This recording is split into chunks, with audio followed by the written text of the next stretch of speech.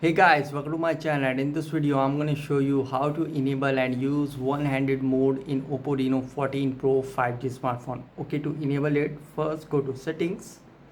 Okay, now in settings, scroll down and here we have accessibility and convenience.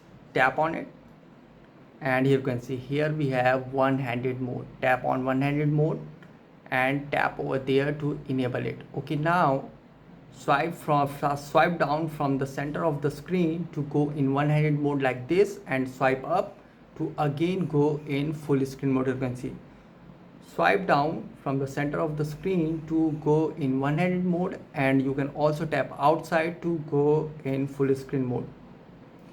This is the really easy and convenient method available in OPPO Reno 14 Pro 5G smartphone. You can see just swipe down from the center of the screen to go in one-handed mode and tap outside or swipe up to again go in full screen mode. Here you can see.